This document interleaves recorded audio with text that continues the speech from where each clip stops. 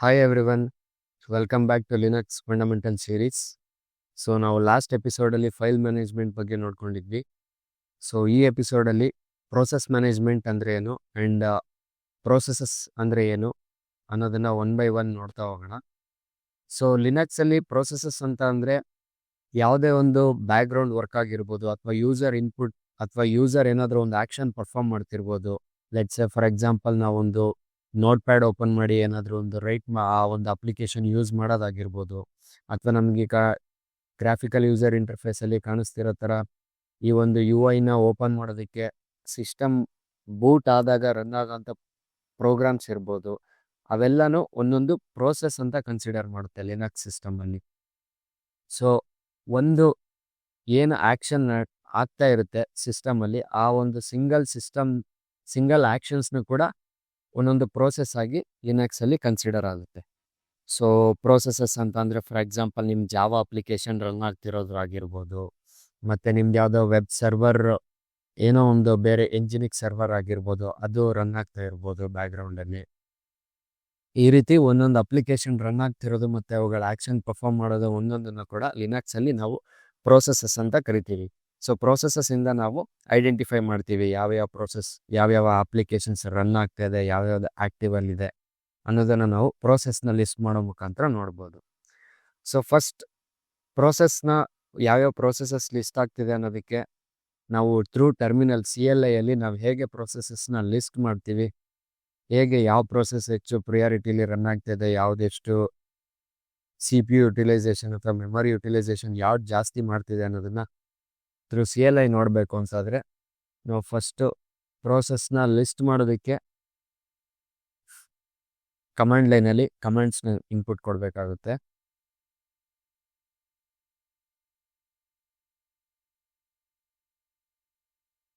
So ಪ್ರೋಸೆಸಸ್ನ list ಮಾಡೋದಕ್ಕೆ normal command, basic command ನಾವು ಯೂಸ್ ಮಾಡೋದು PS. So PS full form ಏನಪ್ಪ ಅಂತಂದರೆ PS stands for process status. So ಇಲ್ಲಿ ನಮಗೆ ಮೇಯ್ನಾಗಿ ಎರಡು ಪ್ರೋಸೆಸಸ್ ಇಲ್ಲಿ ನಮಗೆ ಕಾಣಿಸ್ತಿದೆ. ಸೊ ಕಾಲಮ್ ನೋಡ್ಬೋದು PID stands for process ID. ಆ ಪ್ರೋಸೆಸ್ದು ನಂಬರ್, ಯೂನಿಕ್ ನಂಬರ್ ಇರ್ಬೋದು. ಈ ಒಂದು ಯೂನಿಕ್ ನಂಬರಿಂದ ನಾವು ಆ ಪ್ರೋಸೆಸಸ್ನ ಐಡೆಂಟಿಫೈ ಮಾಡ್ತೀವಿ. ಸೊ ಪ್ರೋಸೆಸ್ ID ಆಗಿರ್ಬೋದು. TTY ಅಂತಂದರೆ ಟರ್ಮಿನಲ್. ಸೊ ನಿಮಗೆ ಬೇಸಿಕ್ ಈ ಕಾಲಮ್ದು name, long listing name, expansion format ಮತ್ತು ಅದ್ರ ಪರ್ಪಸ್ ಏನು ಅನ್ನೋದು ಬೇಸಿಕ್ಕಾಗಿ ಗೊತ್ತಿದ್ರೆ ಸಾಕು. ಸೊ ಈ ಟೈಮ್ ಬಂದ್ಬಿಟ್ಟು ಅದ್ರ ಯುಟಿಲೈಸೇಷನ್, ಮತ್ತು ಈ CMD ಬಂದ್ಬಿಟ್ಟು ಕಮಾಂಡ್ಸ್, ಯಾವ ಕಮಾಂಡಿಂದ ಈ ಪ್ರೋಸೆಸ್ ರನ್ ಆಗ್ತಾ ಇದೆ ಅಂತ. ಸೊ ಬೇಸಿಕಲಿ SH ಮತ್ತು PS ಬಂದ್ಬಿಟ್ಟು ಶೆಲ್ಸ್. ಸೊ ಈ ಒಂದು ಟರ್ಮಿನಲ್ ಆಗಿರ್ಬೋದು, ಈ ಒಂದು ಶೆಲ್ ಇಂಟರ್ಫೇಸ್ ನಮ್ಗೆ ಏನು ಕಾಣಿಸ್ತಿದೆ ಅದಕ್ಕೆ ಅದು ಬರೋದಕ್ಕೆ ನಮಗೊಂದು ಬೇಸಿಕ್ ಶೆಲ್ ಟರ್ಮಿನಲ್ದು ಕಮಾಂಡ್ಸ್ ಅಂತ ನಾವು ಇವಾಗ ಸದ್ಯಕ್ಕೆ ಅರ್ಥ ಮಾಡ್ಕೊಳ್ಳೋಣ. ಸೊ ಪ್ರೋಸೆಸಸ್ ಅಂದರೆ ಇಷ್ಟೇನಾ, ಲಿನಕ್ಸ್ ಸಿಸ್ಟಮಲ್ಲಿ ಇಷ್ಟೇ ಪ್ರೋಸೆಸಸ್ಸಾ, ಇದು ಬಿಟ್ಟರೆ ಬೇರೆ ಇನ್ಯಾವುದು ಪ್ರೋಸೆಸಸ್ಸೇ ಇಲ್ವಾ ಅಂತ ಅನ್ಕೊಳ್ತಾ ಇದ್ರೆ, ಸೊ ನಾವಿವಾಗ ಜಸ್ಟ್ ಯೂಸ್ ಮಾಡಿರೋದು basic commands. So PS stands for process status, ಒಂದು ಬೇಸಿಕ್ ಕಮಾಂಡ್ ಆಯಿತು. ನಮಗೆ ಒಬ್ಬ ಯೂಸರ್ ಆಗಿ ನಾವು ಯಾವ ಅಪ್ಲಿಕೇಶನ್ಸ್ನ ರನ್ ಮಾಡ್ತಿದ್ವಿ, ಫಾರ್ ಎಕ್ಸಾಂಪಲ್ ಜಾವಾ ಅಪ್ಲಿಕೇಶನ್ ಆಗಿರ್ಬೋದು, ಎಂಜಿನಿಕ್ ಸರ್ವರ್ ಆಗಿರ್ಬೋದು, ಇದೆಲ್ಲ ರನ್ ಆಗ್ತಿದೆ ಅಂತ ಅಂದರೆ ಅವ್ರ ಪ್ರೋಸೆಸಸ್ನ ಲಿಸ್ಟ್ ಮಾಡಬೇಕು. ಆ್ಯಂಡ್ ಬ್ಯಾಕ್ಗ್ರೌಂಡಲ್ಲಿ ನಾವು ಸಿಸ್ಟಮ್ ಬೂಟ್ ಆದಾಗ ಕೆಲವೊಂದು ಪ್ರೊಸೆಸಸ್ಸು ಆಟೋಮೆಟಿಕ್ಕಾಗಿ ರನ್ ಆಗ್ತಾ ಇರುತ್ತೆ. ಈ ಗ್ರಾಫಿಕಲ್ ಇಂಟರ್ಫೇಸ್ನ ಲೋಡ್ ಮಾಡೋದಕ್ಕಾಗಿರ್ಬೋದು, ಮತ್ತು ಬೇರೆ ಲಾಗಿನ್ ಲಾಗಿನ್ ಫೀಚರ್ ಬರೋದಕ್ಕಾಗಿರ್ಬೋದು, ಮತ್ತು ನಮಗೇನು ಒಂದು ಸಿಸ್ಟಮ್ ಸಫಿಷಿಯೆಂಟ್ಲಿ ರನ್ ಆಗಬೇಕು ಅಂತಂದರೆ ಏನು ಬೇಸಿಕ್ ಫಂಕ್ಷನಾಲಿಟೀಸ್ ಮತ್ತು ಪ್ರೋಗ್ರಾಮ್ಸ್ ರನ್ ಆಗಬೇಕು ಅವೆಲ್ಲನೂ ಕೂಡ ಇಲ್ಲಿ ಲಿನಕ್ಸಲ್ಲಿ ಪ್ರೊಸೆಸಸ್ ಆಗಿಯೇ ಕನ್ಸಿಡರ್ ಆಗಿರುತ್ತೆ. ಸೊ ಆ ಪ್ರೊಸೆಸಸ್ನ ಲಿಸ್ಟ್ ಮಾಡೋದಕ್ಕೆ ಈ PS ಕಮಾಂಡ್ ಜೊತೆ ನಾವು ಅಡಿಷನಲ್ ಆಗಿ -EF ಕಮಾಂಡ್ನ ಯೂಸ್ ಮಾಡ್ತೀವಿ. So PS stands for process status space -EF. -EFನ ಏನಕ್ಕೆ ಯೂಸ್ ಮಾಡ್ತೀವಿ ಅಂತಂದರೆ ಎಲ್ಲ ಪ್ರೋಸೆಸಸ್ಸು ನಮಗೆ ಏನು ಎಲ್ಲ ಯೂಸರ್ದು ಪ್ರೋಸೆಸಸ್ ಏನು ರನ್ ಆಗ್ತಾ ಇದೆ ಅದನ್ನೆಲ್ಲ ಲಿಸ್ಟ್ ಮಾಡೋದಕ್ಕೆ ನಾವು PS ಕಮಾಂಡ್ ಜೊತೆಗೆ -EF ಕಮಾಂಡ್ನ ಕೂಡ ಯೂಸ್ ಮಾಡ್ತೀವಿ.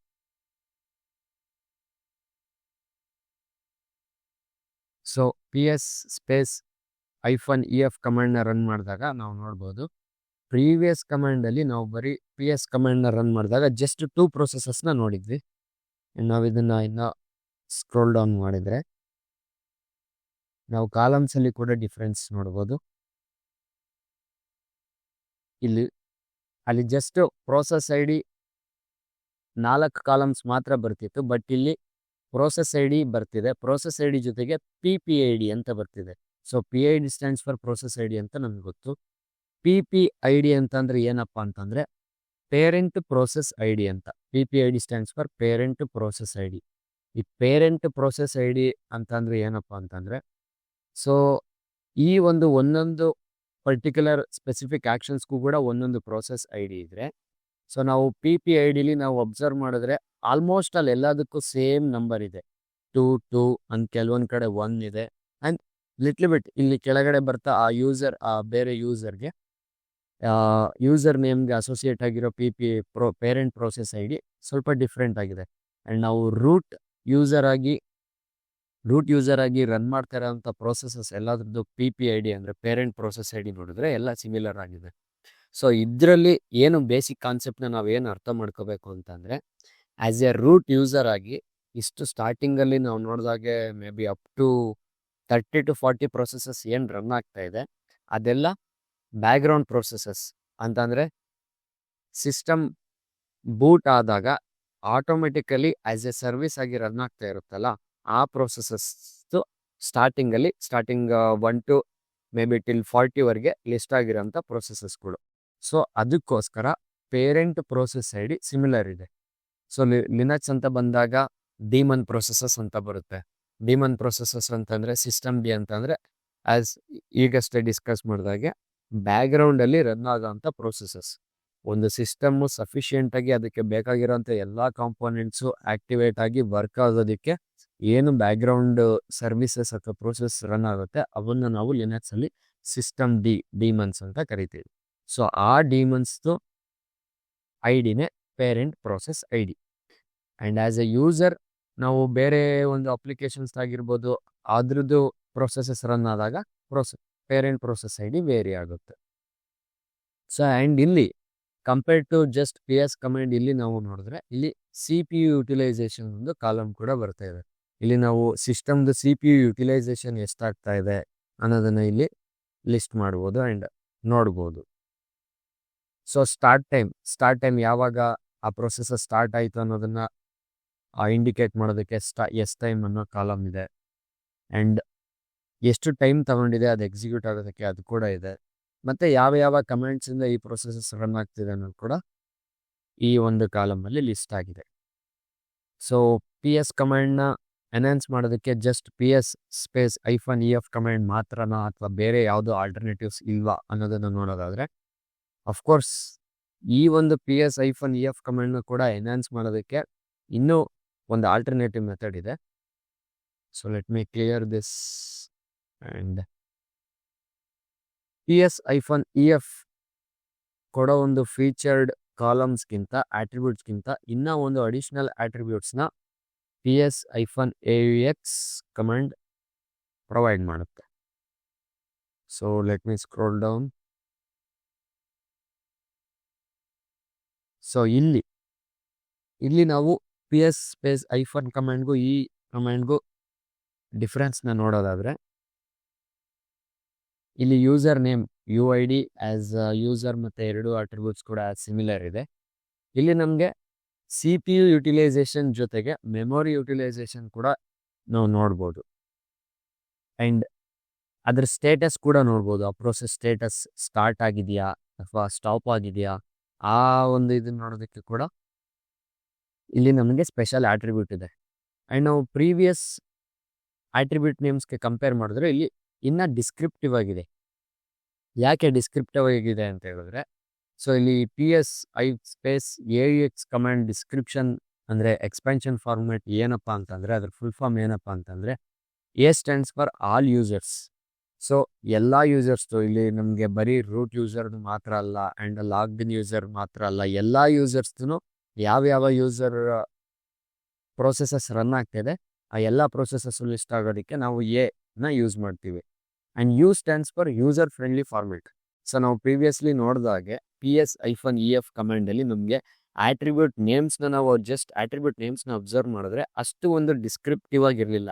ಇಲ್ಲಿ CPU ಯುಟಿಲೈಸೇಷನ್ ಆಗಿರ್ಬೋದು, ಮೆಮೊರಿ ಯುಟಿಲೈಸೇಷನ್ ಆಗಿರ್ಬೋದು, ಇನ್ ವಿತ್ ಪ್ಯಾರಾಮೀಟರ್ ಪರ್ಸೆಂಟೇಜ್ ಅಲ್ಲಿ ಇಲ್ಲಿ ನೇಮ್ ಮಾಡಿದ್ದಾರೆ. ಅಂಡ್ ಸ್ಟಾರ್ಟ್ ಆಗಿರ್ಬೋದು, ಕಮಾಂಡ್ ಆಗಿರ್ಬೋದು, ಎಲ್ಲ ಡಿಸ್ಕ್ರಿಪ್ಟಿವ್ ಆಗಿದೆ. So U stands for that user friendly format. And X ಏನಪ್ಪ ಅಂತಂದ್ರೆ ಎಕ್ಸ್ನ ಯಾಕೆ ಯೂಸ್ ಮಾಡ್ತೀವಿ ಅಂತಂದ್ರೆ ನಮಗೆ ಇಲ್ಲಿ ಜಸ್ಟ್ ಆಲ್ ಯೂಸರ್ಸ್ ಅಂದ್ರೆ ಲಾಗ್ಡ್ ಇನ್ ಯೂಸರ್ಸ್ದು ಏನು ಪ್ರೋಸೆಸಸ್ ಇದೆ, ಕಮೆಂಟ್ಸ್ ಥ್ರೂ ಏನು ಪ್ರೋಸೆಸ್ ರನ್ ಆಗ್ತಿದೆ ಅಷ್ಟು ಮಾತ್ರ ಇಲ್ಲಿ ಲಿಸ್ಟ್ ಆಗೋದಲ್ದೇನೆ ಬ್ಯಾಕ್ಗ್ರೌಂಡಲ್ಲಿ ನಮಗೆ ಯಾವ್ಯಾವ ಪ್ರೊಸೆಸಸ್ ರನ್ ಆಗ್ತಿದೆ ಸೊ ಆ ಪ್ರೊಸೆಸಸ್ ಎಲ್ಲ ಕೂಡ ಲಿಸ್ಟ್ ಆಗೋದಕ್ಕೆ ನಾವು ಎಕ್ಸ್ ಕಮಾಂಡ್ನ ಯೂಸ್ ಮಾಡ್ತೀವಿ. ಸೊ ಫಾರ್ ಎಕ್ಸಾಂಪಲ್ ನಾವಿಲ್ಲಿ ಎಕ್ಸ್ ಕಮಾಂಡ್ದು ಏನು ಫೀಚರ್ ಇದೆ ಅದನ್ನು ಚೆಕ್ ಮಾಡಬೇಕು ಅನ್ನೋದಿದ್ರೆ ಸೊ ಇಲ್ಲಿ ಆಲ್ಮೋಸ್ಟ್ ನಮಗೆ ರೂಟ್ ಯೂಸರಿಂದ ಅಪ್ ಟು 83 ಪ್ರೊಸೆಸಸ್ ಇದೆ. ಆ್ಯಂಡ್ ಓವರ್ ಆಲ್ ನಾವು ಲೆಂತಲ್ಲೇ ಅಬ್ಸರ್ವ್ ಮಾಡಿದ್ರೆ ನಮಗೆ ಪ್ರೊಸೆಸಸ್ ಲಿಸ್ಟ್ ಕೌಂಟ್ ಕಮ್ಮಿ ಆಗುತ್ತೆ. So let us run PS space AU, just enter. We can see a use difference without X ಅಂತ ಅಂದರೆ ಬ್ಯಾಕ್ಗ್ರೌಂಡಲ್ಲಿ ರನ್ ಆಗ್ತಿರೋಂಥ ತುಂಬ ಪ್ರೊಸೆಸಸ್ ಇದೆ. ಆ್ಯಸ್ ಎ ಯೂಸರ್ ರನ್ ಆಗ್ತಿರೋಂಥ ಒಂದು ಪ್ರೊಸೆಸಸ್ ತುಂಬ ಕಮ್ಮಿ ಇದೆ. ಸೊ ಆ್ಯಸ್ ಎ ಯೂಸರ್ ಆಗಿ ರನ್ ಮಾಡೋದನ್ನು ನಾವು ನೋಡೋದಾದ್ರೆ ಈ ಲಾಸ್ಟ್ ಒಂದು ಪ್ರೊಸೆಸಸ್ ಬಂದು ನಾವೇನು ಆ ಕಮಾಂಡ್ನ ರನ್ ಮಾಡಿದ್ದೀವಿ ಆ ಕಮಾಂಡ್ ಕೂಡ ಒಂದು ಪ್ರೊಸೆಸ್ ಆಗಿ ಕನ್ಸಿಡರ್ ಮಾಡುತ್ತೆ ಲಿನಕ್ಸಲ್ಲಿ. ಸೊ ಆ್ಯಸ್ ಎ ಯೂಸರ್ ಆಗಿ 2 ಪ್ರೊಸೆಸಸ್ ರನ್ ಆಗ್ತಿದೆ, ಆ್ಯಸ್ ಎ ರೂಟ್ ಯೂಸರ್ ಆಗಿ 2 ಪ್ರೊಸೆಸಸ್ ರನ್ ಆಗ್ತಿದೆ. So using X we can see a lot of background processes that are running in our environment. So that's the specialty of PS space AUX. So ನಾವು ಇಲ್ಲಿವರೆಗೆ ನಾವು ಪ್ರೊಸೆಸಸ್ನ list ಮಾಡೋದು ಹೇಗೆ and different types of ಪ್ರೊಸೆಸಸ್ನ list ಮಾಡೋದು ಹೇಗೆ, background ಪ್ರೊಸೆಸಸ್ನ list ಮಾಡೋದು ಹೇಗೆ, ಆ್ಯಂಡ್ ಆಲ್ ಯೂಸರ್ಸ್ ಎಲ್ಲ ಯೂಸರ್ಸ್ದು ಪ್ರೊಸೆಸಸ್ನ ಲಿಸ್ಟ್ ಮಾಡೋದು ಹೇಗೆ, ಆ್ಯಂಡ್ ಯೂಸರ್ ಫ್ರೆಂಡ್ಲಿ ಫಾರ್ಮೆಟಲ್ಲಿ ಎಲ್ಲ ಒಂದು ಪ್ರೊಸೆಸ್ನ ಲಿಸ್ಟ್ ಮಾಡೋದು ಹೇಗೆ ವಿತಿನ್ ಎ ಸಿಂಗಲ್ ಕಮೆಂಡ್ ಅನ್ನೋದನ್ನು ನೋಡ್ಕೊಂಡ್ವಿ. ಸೊ ಇವಾಗ ನಿಮಗೆ ಪರ್ಟಿಕ್ಯುಲರ್ ಆಗಿ ಒಂದು ಪ್ರೊಸೆಸಸ್ನ ಥ್ರೂ ಅದ್ರ ನೇಮ್ ಆಗಿರ್ಬೋದು ಅಥವಾ ಯಾವುದಾದ್ರು ಒಂದು ಪರ್ಟಿಕ್ಯುಲರ್ ವರ್ಡ್ ಅಥವಾ ಒಂದು ಸೆಂಟೆನ್ಸ್ ನಿಮಗೆ ಅದ್ರದ್ದು ಪ್ರೋಸೆಸ್ದು ಐಡೆಂಟಿಫಿಕೇಶನ್ ಮಾಡೋದಕ್ಕೆ ನಿಮಗೆ ಗೊತ್ತಿದೆ, ನೀವು ಆ ಪ್ರೊಸೆಸಸ್ನ ಮಾತ್ರ ಲಿಸ್ಟ್ ಮಾಡಬೇಕು. ಲೆಟ್ಸ್ ಸೇ ಫಾರ್ ಎಕ್ಸಾಂಪಲ್ ನೀವು ಒಂದು ಜಾವಾ ಅಪ್ಲಿಕೇಶನ್ನ ರನ್ ಮಾಡ್ತಿದ್ದೀರಾ ಅಂತಂದರೆ ಪ್ರೊಸೆಸಸ್ ರನ್ ಆಗ್ತಿದೆ ನಿಮ್ಮ ಎನ್ವಿರಾನ್ಮೆಂಟಲ್ಲಿ ಅಂತಂದರೆ ಅಫ್ಕೋರ್ಸ್ ನೀವು AUX command PS space AUX command use ಮಾಡಿದ್ರೆ ಇಲ್ಲಿ ತುಂಬ ನಿಮಗೆ ಪ್ರೊಸೆಸ್ ಸಿಗುತ್ತೆ. ಸೊ ನಿಮಗೆ ಇಲ್ಲಿ ಪ್ರತಿಯೊಂದು ಕಮೆಂಟ್ಸ್ನು ನೀವು ಇಲ್ಲಿ ಪ್ರೊಸೆಸಸ್ದು ಕಮೆಂಟ್ಸ್ನ ನೀವು ಇಲ್ಲಿ ಓದ್ಕೊಂಡು ಕೊಡೋದಕ್ಕಾಗಲ್ಲ. So when you are specific about the string or the command that you are use to run this processes, so ನೀವು ಒಂದು simple and most effective Linux ಕಮಾಂಡ್ನ ಯೂಸ್ ಮಾಡಿ ನಿಮ್ಮ ಆ ಒಂದು ಪ್ರೊಸೆಸಸ್ನ ಬೇಗ ಐಡೆಂಟಿಫೈ ಮಾಡ್ಬೋದು. ಹೇಗಪ್ಪ ಅಂತಂದರೆ ಲೆಟ್ಸ್ ಸೇ ಫಾರ್ ಎಕ್ಸಾಂಪಲ್ ಇಲ್ಲಿ ಯಾವುದಾದ್ರೂ ಒಂದು ಕಮಾಂಡ್ನ ನೋಡ್ಕೊಳ್ಳೋಣ. ಸೊ ಲೆಟ್ಸ್ ಸೇ ಪವರ್, ಈ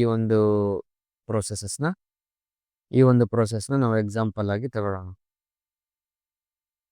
okay, process ID 1192. the command contains power something ಅಲ್ವಾ.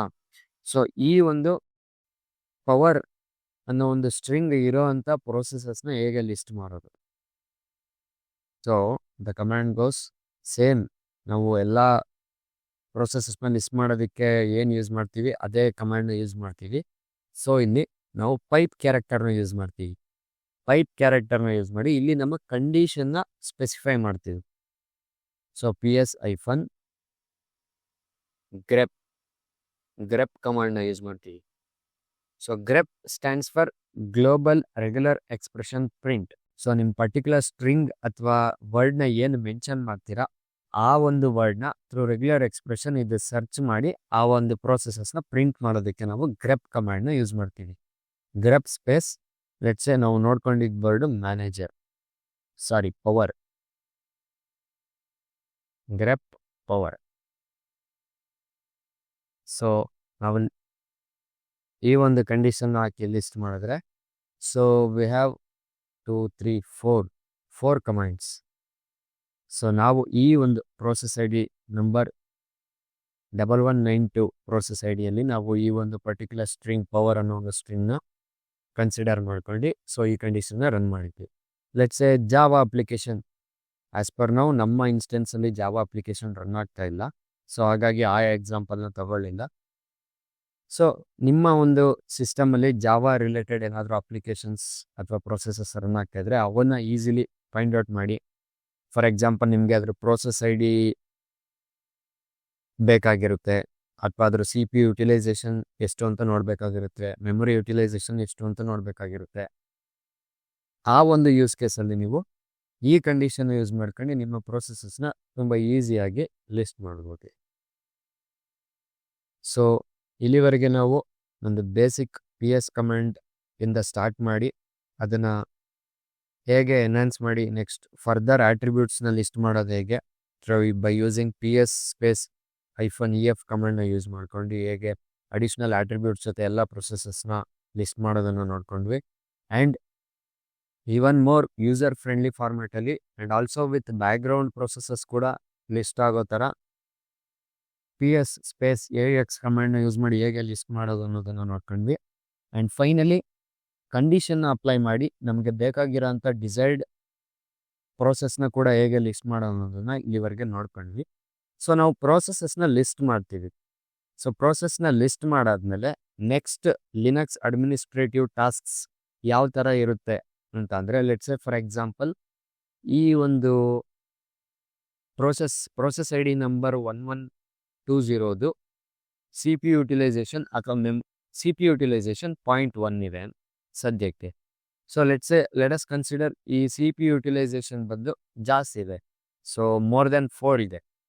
ಸೊ ನಮ್ಮದು ಫಾರ್ ಎಕ್ಸಾಂಪಲ್ ಸಿನಾರಿಯೋದಲ್ಲಿ ನಾವು ಒಂದು ಎಕ್ಸಾಂಪಲ್ ತಗೊಳ್ಳೋದಾದರೆ, ನಮ್ಮ ಒಂದು ಸಿಸ್ಟಮ್ದು C P utilisation more than 4 ಅಥವಾ ಮೋರ್ ದೆನ್ 5 ರೀಚ್ ಆಯಿತು ಅಂತಂದರೆ ನಮ್ಮದು ಪರ್ಫಾರ್ಮೆನ್ಸ್ ಸ್ಲೋ ಆಗುತ್ತೆ.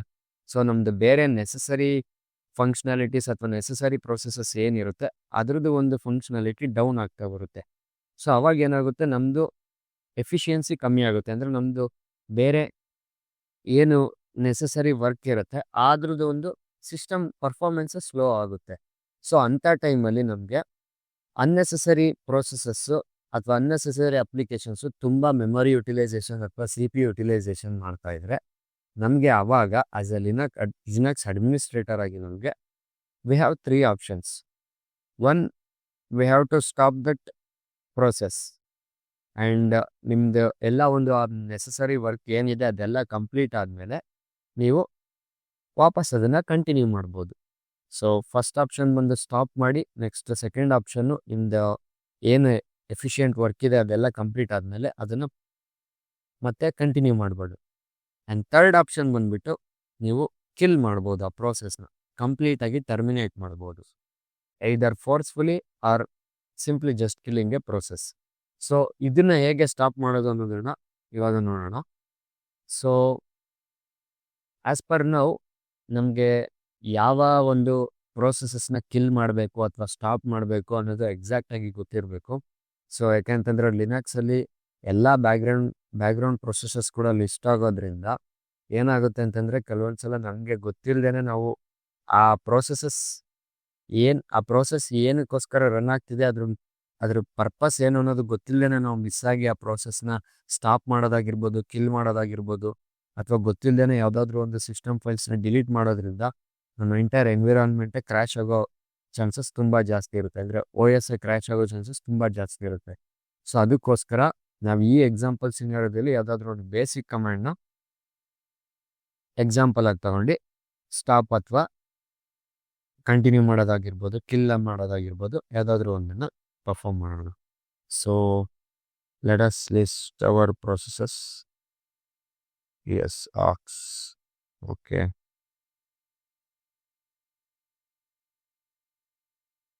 Okay, let us consider.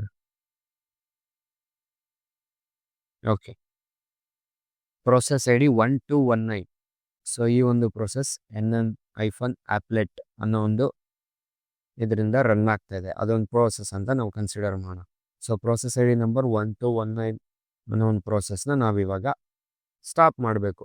Let us assume that ಇದು ಅಬೌವ್ 4 CPU ಯುಟಿಲೈಸೇಷನ್ ಮಾಡ್ತಿದೆ ಆ್ಯಂಡ್ ಮೆಮೊರಿ ಯುಟಿಲೈಸೇಷನ್ ಕೂಡ ತುಂಬ ಮಾಡ್ತಿದೆ ಅಂತ ಅಂದ್ಕೊಳ್ಳೋಣ. ಸೊ ಇವಾಗ ನಾವೀಗ ಪ್ರೊಸೆಸಸ್ನ ಅಟ್ ಎನಿ ಕಾಸ್ಟ್ ಸ್ಟಾಪ್ ಮಾಡಬೇಕು. So for that will use the command kill -stop space process ID 1219. So ಈ ಕಮಾಂಡ್ನ ನಾವು ಪ್ರೊಸೆಸಸ್ನ ಸ್ಟಾಪ್ ಮಾಡೋದಕ್ಕೆ ಯೂಸ್ ಮಾಡ್ತೀವಿ. kill -stop space process ID. So ಈ ಪ್ರೊಸೆಸ್ ಇವಾಗ ಸ್ಟಾಪ್ ಆಗಿದೆ. So process ID 1219. ಸೊ ಅದರ ಸ್ಟೇಟಸ್ನ ಇವಾಗ ಇನ್ನೊಂದ್ಸಲ ಲಿಸ್ಟ್ ಮಾಡಿ ನೋಡೋದಾದ್ರೆ ಪ್ರೊಸೆಸ್ ID 1219. ಸೊ ಸ್ಟಾಪ್ ಆಗಿದೆ. ಸೊ ಪ್ರೀವಿಯಸ್ಲಿ ನೋಡಿದಾಗ ನಮಗೆ ಸ್ಟೇಟಸ್ SL ಅಂತ ತೋರಿಸ್ತಾ ಇತ್ತು, ಇವಾಗ TL ಅಂತ ತೋರಿಸ್ತದೆ. ಅಂದರೆ ಸ್ಟಾಪ್ ಆಗಿದೆ ಅಂತ ಅದರ ಮೀನಿಂಗು. ಸೊ ಇವಾಗ ಸ್ಟಾಪ್ ಆಯಿತು, ಇದು ಫಸ್ಟ್ ಆಪ್ಷನ್ ಆಯಿತು. ಸೊ ಈ ಒಂದು ಸಿನಾರಿಯೋದಲ್ಲಿ ನಿಮಗೆ ಏನು ಬೇರೆ ಪ್ರೊಸೆಸಸ್ ಏನು ನಡೀತಾ ಇತ್ತು, ನಿಮ್ಮ ಆ ರಿಕ್ವೈರ್ಮೆಂಟ್ಸ್ ಎಲ್ಲ ಫುಲ್ಫಿಲ್ ಆಯಿತು. So now you have to keep this system or processes as it was normally running before.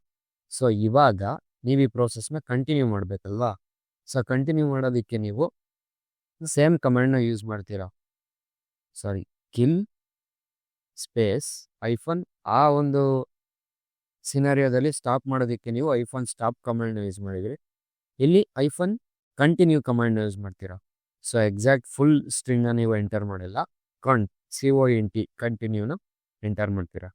Kill space -CONT space same process ಐಡಿನ ನೀವು ಪ್ರೊವೈಡ್ ಮಾಡ್ತೀರಾ 1219.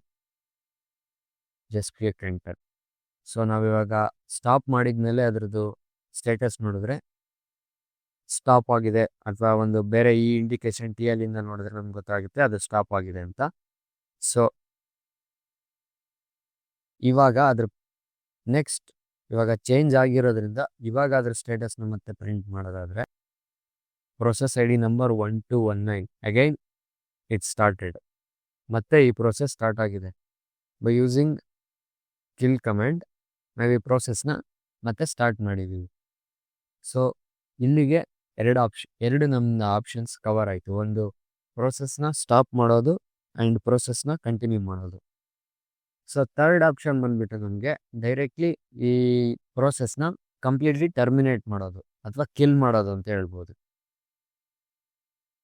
ಸೊ ಈ ಪ್ರೊಸೆಸ್ನ ಕಂಪ್ಲೀಟ್ಲಿ ನಾವು ಟರ್ಮಿನೇಟ್ ಮಾಡೋದಕ್ಕೆ ಕಿಲ್ ಕಮಾಂಡ್ನ ಯೂಸ್ ಮಾಡ್ತೀವಿ. Kill space direct process ID with enter. So ನೀವು ಕಂಪ್ಲೀಟಾಗಿ terminate ಮಾಡಿದ್ಮೇಲೆ ಮತ್ತೊಂದು ಸಲ ಈ ಪ್ರೊಸೆಸ್ದು ಸ್ಟೇಟಸ್ನ ನಾವು ಲಿಸ್ಟ್ ಮಾಡೋದಾದರೆ ಪ್ರೊಸೆಸ್ ID 1219. ಸೊ 1218 ಆದಮೇಲೆ ನಮಗೆ ಡೈರೆಕ್ಟ್ 1220 ಇದೆ. 1219 ಆ ಒಂದು ಪ್ರೊಸೆಸ್ಸು ಕಂಪ್ಲೀಟಾಗಿ ಟರ್ಮಿನೇಟ್ ಆಗಿದೆ ಆ್ಯಂಡ್ ಲಿಸ್ಟ್ ಕೂಡ ಆಗಿಲ್ಲ. ಸೊ ಈ ರೀತಿ ನಾವು ನಾರ್ಮಲ್ ಪ್ರೊಸೆಸಸ್ನ ಕಿಲ್ ಮಾಡ್ಬೋದು. ಆ್ಯಂಡ್ ಇನ್ ಸಮ್ ಸ್ಪೆಷಲ್ ಕೇಸಲ್ಲಿ ಏನಾಗುತ್ತೆ ಅಂತಂದರೆ ನಾವು ಒಂದು ಕಮೆಂಟ್ಸ್ನ ನಮಗೆ ಕಿಲ್ ಮಾಡೋದಕ್ಕೆ ಪ್ರಿವಿಲೇಜಸ್ ಆಗಿರ್ಬೋದು, ಅಥವಾ ಆ ಒಂದು ಕಮೆಂಟ್ ಎಸೆನ್ಷಿಯಲ್ ಆಗಿ ರನ್ ಆಗ್ತಾ ಇರುತ್ತೆ, ಬಟ್ ನಾವು ಅದನ್ನು ಕಿಲ್ ಮಾಡಲೇಬೇಕು. ಇಲ್ಲ ಅಂತಂದರೆ ನಮ್ಮ ರಿಕ್ವೈರ್ಮೆಂಟಿಗೆ ತಕ್ಕಂಥ ಬೇರೆ ಪ್ರೊಸೆಸಸ್ಗೆ ತುಂಬ ತೊಂದರೆ ಆಗ್ತಿದೆ, ನಾವು ಕಿಲ್ ಮಾಡೋದಕ್ಕೆ ಆಗ್ತಾನೆ ಇಲ್ಲ ಅನ್ನೋಂಥದ್ದಾದರೆ ಸೊ ಈ ಕಮಾಂಡ್ದು ಫೀಚರ್ಸ್ನ ನಾವು ಅಫ್ಕೋರ್ಸ್ ಎನ್ಹಾನ್ಸ್ ಮಾಡಬೇಕಾಗುತ್ತೆ. ಸೊ ಆ ಟೈಮಲ್ಲಿ ನಾವು PS ಕಮಾಂಡ್ನ ಹೇಗೆ ಥ್ರೂ -EF ಆಗಿರ್ಬೋದು ಮತ್ತು AUX ಇಂದ ಹೇಗೆ ಎನ್ಹಾನ್ಸ್ ಮಾಡಿ ನಾವು ಅಡಿಷ್ನಲ್ ಆಟ್ರಿಬ್ಯೂಟ್ಸ್ ಮತ್ತು ಏನು ಅಡಿಷ್ನಲ್ ಇನ್ಫಾರ್ಮೇಷನಿಂದ ನಾವು ಲಿಸ್ಟ್ ಮಾಡ್ತೀವಿ, ಅದೇ ರೀತಿ ಈ ಕಿಲ್ ಕಮಾಂಡ್ನ ಕೂಡ ನಾವು ಎನ್ಹಾನ್ಸ್ ಮಾಡ್ಬೋದು. ಈ ಕಿಲ್ ಕಮಾಂಡ್ನ ಎನ್ಹಾನ್ಸ್ ಮಾಡೋದಕ್ಕೆ ನಾವು kill -9. So -9 stands for forcefully kill a process. So just kill space process ಐಡಿನ ನಾವು ಯೂಸ್ ಮಾಡಿದ್ರೆ ಅದು ನಾರ್ಮಲ್ ಆಗಿ ಒಂದು ಪ್ರೊಸೆಸಸ್ನ ಟರ್ಮಿನೇಟ್ ಮಾಡುತ್ತೆ. ಅದೇ ನಾವು ಕಿಲ್ ಸ್ಪೇಸ್ -9 ಅಥವಾ -9 ಕಮಾಂಡ್ನ ಯೂಸ್ ಮಾಡಿದ್ರೆ ಅದು ಫೋರ್ಸ್ಫುಲಿ ಒಂದು ಪ್ರೊಸೆಸ್ನ ಕಿಲ್ ಮಾಡುತ್ತೆ. So let us take process ID number 1221. So ಈ ಪ್ರೊಸೆಸ್ನ ನಾವು ಫೋರ್ಸ್ಫುಲಿ ಕಿಲ್ ಮಾಡಿದ್ರೆ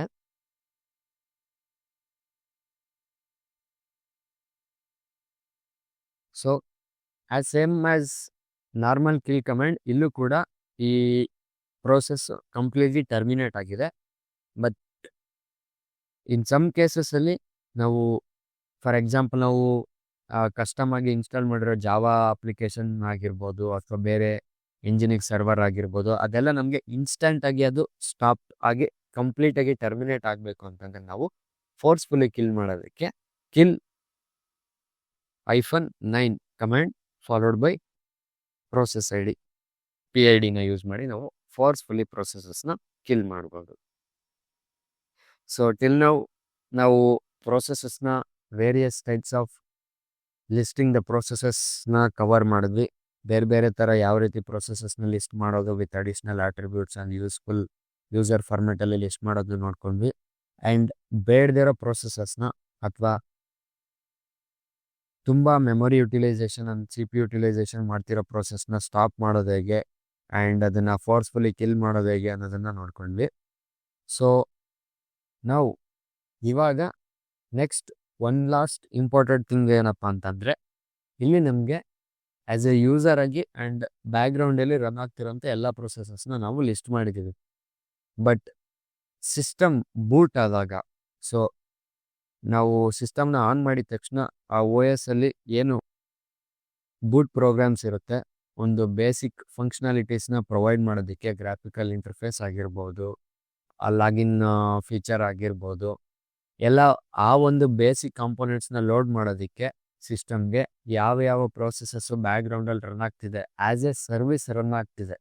so as a service run ಆಗೋದು ಇಟ್ಸ್ ಡಿಫ್ರೆಂಟ್. ಯಾಕೆಂತಂದರೆ ನಾವಿವಾಗ ಜಾವಾ ಅಪ್ಲಿಕೇಶನ್ ಅಥವಾ ಬೇರೆ ಯಾವುದಾದ್ರೂ ಒಂದು ನೋಟ್ ಪ್ಯಾಡ್ ಅಥವಾ ಎಡಿಟರ್ನ ತಗೊಂಡ್ರೆ, ಅದು ನಾವು OS ಎಲ್ಲ ಲೋಡ್ ಆಗಿ ಆದಮೇಲೆ ನಾವು ಮ್ಯಾನ್ಯುವಲಿ ಅದನ್ನು ಓಪನ್ ಮಾಡ್ತೀವಿ. We have to turn it on.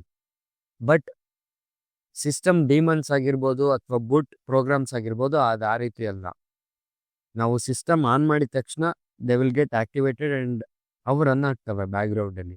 So ಆ ಪ್ರೋಸೆಸಸ್ನ ಆ ಒಂದು ಆಟೋಮೆಟಿಕ್ಕಾಗಿ ಸಿಸ್ಟಮ್ ಆನ್ ಆಗಿದ ತಕ್ಷಣ ಆ ಒಂದು ಪ್ರೋಸೆಸ್ ರನ್ ಆಗೋ ಒಂದು ಪ್ರೋಸೆಸಸ್ನ ಲಿನಕ್ಸಲ್ಲಿ ಸರ್ವಿಸಸ್ ಅಂತ ಕರಿತೀವಿ. ಆ್ಯಸ್ ಎ ಸರ್ವಿಸ್ ಆಟೋಮೆಟಿಕ್ಕಾಗಿ ರನ್ ಆಗ್ತವೆ ಲಿನಕ್ಸ್ ಎನ್ವಿರಾನ್ಮೆಂಟಲ್ಲಿ. ಸೊ ಆ ಸರ್ವಿಸಸ್ನ ಲಿಸ್ಟ್ ಮಾಡಿ ಅದ್ರ ಬಗ್ಗೆ ನೋಡೋದಾದರೆ, we use the command called systemctl. systemctl system controls systemctl list units enter ಮಾಡಿದ್ರೆ, ಸೊ ಇವಿಷ್ಟು ಅಪ್ ಟು 30 ನಮಗೆ ಸಿಸ್ಟಮ್ ಪ್ರೋಸೆಸಸ್ ರನ್ ಆಗ್ತದೆ. ಸೊ ಇವನ್ನ ಬ್ಯಾಕ್ಗ್ರೌಂಡ್ ಪ್ರೋಸೆಸಸ್ ಅಂತ ಹೇಳ್ಬೋದು. ಸೊ ಫಸ್ಟ್ ಒನ್ ಪ್ರಾಕ್ ರನ್ ಆಗ್ತಾ ಇದೆ. ಆ್ಯಂಡ್ ಜಸ್ಟ್ ನಿಮಗೆ ಬೇಸಿಕ್ ಆಗಿ ನಮಗೆ ಈ ಒಂದು ಸಿಸ್ಟಮ್ಸ್, ಈ ಒಂದು ಪ್ರೋಸೆಸಸ್, ಈ ಒಂದು ಸರ್ವಿಸಸ್ನ ಹೇಗೆ ಲಿಸ್ಟ್ ಮಾಡೋದು ಅನ್ನೋದಕ್ಕೆ ನೋಡ್ಕೊಳ್ಳೋದಕ್ಕೆ ಈ ಒಂದು ಬೇಸಿಕ್ ಕಮಾಂಡ್ನ ನಾವು ರನ್ ಮಾಡ್ತೀವಿ. So we have one more command. ಅಂದರೆ ಪರ್ಟಿಕ್ಯುಲರ್ ಆಗಿ ನೀವು ಸರ್ವಿಸಸ್ನ ಮಾತ್ರ ಲಿಸ್ಟ್ ಮಾಡಬೇಕು ಅನ್ನೋದಕ್ಕೆ ನೀವು ಇದಕ್ಕೆ ಫಿಲ್ಟರ್ ಹಾಕ್ಬೋದು. systemctl list units space --- type is equal to service. So ನೀವು ಸರ್ವಿಸಸ್ನ ಮಾತ್ರ ಲಿಸ್ಟ್ ಮಾಡಬೇಕು, ಆ್ಯಸ್ ಎ ಸರ್ವಿಸ್ ಆಗಿ ಯಾವುದು ರನ್ ಆಗ್ತಾ ಇದೆ ಆ ಸರ್ವಿಸಸ್ನ ಮಾತ್ರ ಲಿಸ್ಟ್ ಮಾಡಬೇಕು ಅನ್ನೋದಿದ್ರೆ, ನೀವು ಸೇಮ್ ಕಮಾಂಡ್ಗೆ type is equal to service ಅನ್ನೋ ಒಂದು ಕಂಡೀಷನ್ ಅಪ್ಲೈ ಮಾಡಿದ್ರೆ ನೀವು ಇಲ್ಲಿ ಆ ಒಂದು ಪ್ರೋಸೆಸಸ್ನ ಆ ಸರ್ವಿಸಸ್ನ ನೀವು ನೋಡ್ಬೋದು. ಸೊ ಇವು ಕೂಡ ಪ್ರೋಸೆಸಸ್ಸೇ, but they are all running as a services. So just ಆಟೋಮೆಟಿಕ್ಕಾಗಿ ಬ್ಯಾಕ್ಗ್ರೌಂಡಲ್ಲಿ ರನ್ ಆಗ್ತಾ ಇರುತ್ತೆ ಆಲ್ವೇಸ್, ಯಾವಾಗಲೂ. ಆ್ಯಂಡ್ ETC ಫೋಲ್ಡರಲ್ಲಿ ಕೂಡ ನಮಗೆ ತುಂಬ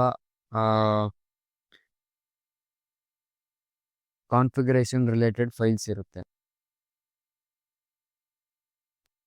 ಸೊ ETC ಫೋಲ್ಡರಲ್ಲಿ ಕೂಡ ನಾವು ಈ ಒಂದು ಡೈರೆಕ್ಟ್ರಿಲಿ ತುಂಬ ಕಾನ್ಫಿಗರೇಷನ್ ಫೈಲ್ಸ್ನ ನಾವು ನೋಡ್ಬೋದು. Let's say for example SSH related ಫೈಲ್ನ ನಾವು ಎನೇಬಲ್ ಮಾಡೋದಾಗಿರ್ಬೋದು, ಕೆಲವೊಂದು ಸರ್ವಿಸಸ್ನ ಎನೇಬಲ್ ಮಾಡೋದಾಗಿರ್ಬೋದು. ಆ ಒಂದು ಪ್ರೋಸೆಸಸ್ ಅಥವಾ ಸರ್ವಿಸಸ್ನ ಎನೇಬಲ್ ಮಾಡಬೇಕು ಅಂತಂದರೆ ನಾವು ETC ಡೈರೆಕ್ಟ್ರಿಗೆ ಬರಬೇಕು. ಸೊ ಅದರ ರಿಲೇಟೆಡ್ ಎಲ್ಲ ಕಾನ್ಫಿಗರೇಷನ್ ಫೈಲ್ಸ್ ಕೂಡ etc ಡೈರೆಕ್ಟರಿಲಿ ಇರುತ್ತೆ. So let us search for we can see SSH over here. So ನಾವು SSHಗೆ ನಮ್ಮ ಡೈರೆಕ್ಟರ್ನ ಚೇಂಜ್ ಮಾಡೋದಾದರೆ we have lot of services. So ಇಲ್ಲಿ ನಾವು ಯಾವುದಾದ್ರೂ ಒಂದು ಸರ್ವಿಸ್ನ ನಾವು ಎನೇಬಲ್ ಮಾಡಬೇಕು, ಸಿಸ್ಟಮ್ ಸರ್ವಿಸಸ್ನ ನಾವು ಎನೇಬಲ್ ಮಾಡಬೇಕು ಅನ್ನೋದಾದರೆ will use the commend systemctl start ಮಾಡೋದಕ್ಕೆ ನಾವು ಸ್ಟಾರ್ಟ್ ಕಮೆಂಡ್ ಯೂಸ್ ಮಾಡ್ತೀವಿ. ಎನೇಬಲ್ ಮಾಡಬೇಕು ಅಂತಂದರೆ ಎನೇಬಲ್ ಕಮೆಂಡ್, ಅಂದರೆ ಇವಾಗ ಅದು ಆಕ್ಟಿವೇಟ್ ಮಾಡಬೇಕು, ನೆಕ್ಸ್ಟ್ ಆಕ್ಟಿವೇಟ್ ಆದಮೇಲೆ ಸ್ಟಾರ್ಟ್ ಮಾಡಬೇಕು ಅನ್ನೋದಾದರೆ ಈ ಕಮೆಂಡ್ನ ಯೂಸ್ ಮಾಡ್ತೀವಿ. ಸೊ ಲೆಟ್ಸ್ SSH ಕಾನ್ಫಿಗ್ ಅನ್ನೋ ಒಂದು ಸರ್ವಿಸ್ ನಾವು ಎನೇಬಲ್ ಮಾಡಬೇಕು. SSHD config systemctl enable SSHD config. So it asks for authentication. So ಯೂಸರ್ದು ಅಥೆಂಟಿಕೇಶನ್ ಅಂದರೆ ಪಾಸ್ವರ್ಡ್ನ ಪ್ರೊವೈಡ್ ಮಾಡಬೇಕಾಗುತ್ತೆ.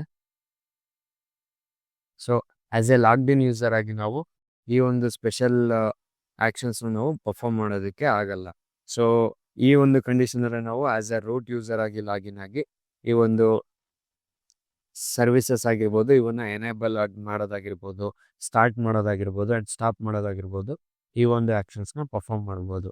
ಸೊ ಇದೇ ಸೇಮ್ ಸರ್ವಿಸ್ನ ನಾವು ಸ್ಟಾರ್ಟ್ ಮಾಡಬೇಕು ಅಥವಾ ಸ್ಟಾಪ್ ಮಾಡಬೇಕು ಅಂದರೆ ಕಮಾಂಡ್ ಸಿಂಟ್ಯಾಕ್ಸ್ ಸೇಮ್ ಇರುತ್ತೆ, systemctl. ಸೊ ಸಮ್ಟೈಮ್ಸ್ ನಾವು ಸೂಡೋ ಯೂಸ್ ಮಾಡಬೇಕಾಗುತ್ತೆ because it's a special action.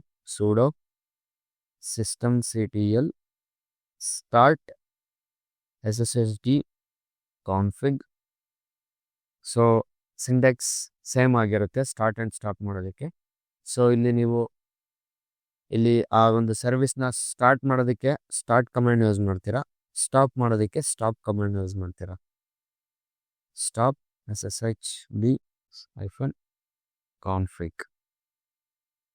So ಇದಿಷ್ಟು ಬಂದ್ಬಿಟ್ಟು ಸಿಸ್ಟಮ್ ಪ್ರೊಸೆಸಸ್ ಅಂದರೆ ಬ್ಯಾಕ್ಗ್ರೌಂಡ್ ಪ್ರೊಸೆಸಸ್ ಮತ್ತು ಸರ್ವಿಸಸ್ ರಿಲೇಟೆಡ್ ಎನೇಬಲ್ಮೆಂಟ್ ಲಿಸ್ಟ್ ಮಾಡೋದಾಗಿರ್ಬೋದು, ಎನೇಬಲ್ ಮಾಡೋದಾಗಿರ್ಬೋದು ಆ್ಯಂಡ್ ಸ್ಟಾರ್ಟ್ ಅಥವಾ ಸ್ಟಾಪ್ ಮಾಡೋದಾಗಿರ್ಬೋದು, ಈ ಒಂದು systemctl ಕಮೆಂಟ್ಸ್ನ ಯೂಸ್ ಮಾಡ್ಕೊಂಡು ನಾವು ಪರ್ಫಾರ್ಮ್ ಮಾಡ್ತೀವಿ. So this is all about basic process management in Linux. So as A beginner ಆಗಿ ನಮಗೆ ಇಷ್ಟು ಪ್ರೊಸೆಸಸ್ನ ಲಿಸ್ಟ್ ಮಾಡೋದಾಗಿರ್ಬೋದು, ಅದನ್ನು ಸ್ಟಾಪ್ ಮತ್ತು ಕಂಟಿನ್ಯೂ ಮಾಡೋದು, ಕಿಲ್ ಮಾಡೋದಾಗಿರ್ಬೋದು, ಆ್ಯಸ್ ಎ ಯೂಸರ್ ಆಗಿ ನಮಗೆ ಇಷ್ಟು ಪ್ರೋಸೆಸ್ ಮ್ಯಾನೇಜ್ಮೆಂಟ್ ಬಗ್ಗೆ ಅದನ್ನು ಲಿಸ್ಟ್ ಮಾಡೋದಾಗಿರ್ಬೋದು, ಕಿಲ್ ಮಾಡೋದಾಗಿರ್ಬೋದು, ಸ್ಟಾಪ್ ಮತ್ತು ಕಂಟಿನ್ಯೂ ಮಾಡೋದು, ಬೇಸಿಕ್ ಒಂದು ಅಡ್ಮಿನಿಸ್ಟ್ರೇಷನ್ ಸ್ಕಿಲ್ಸ್ ಗೊತ್ತಿದ್ರೆ ಸಾಕು.